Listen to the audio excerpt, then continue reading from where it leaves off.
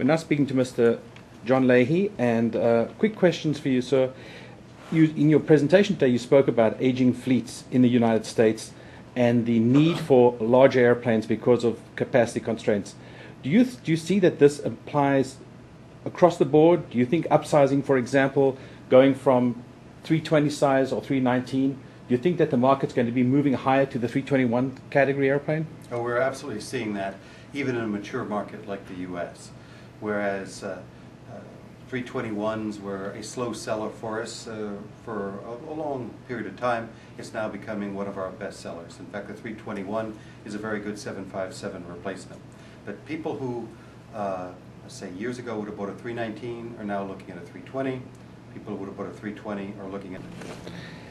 I'd like to ask you a little bit about the EU banks. The European banks are look like they're under a lot of stress right now. Do you see any impact yet on order financing?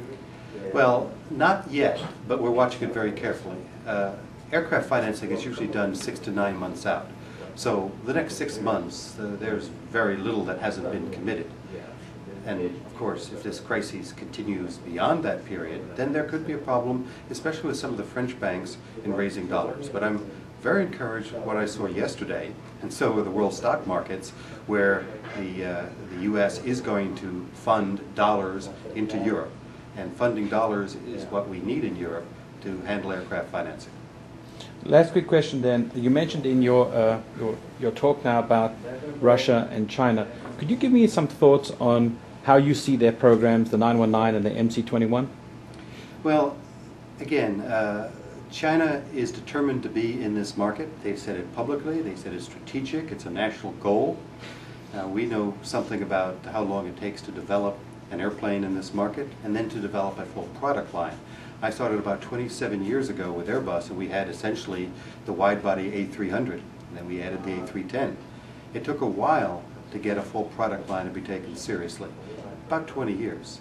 I think China is going to take 20 years to do that. So by the end of this 20-year period, I would see that we will have a Chinese competitor. But in the next 10 years, I don't see them as a major competitor.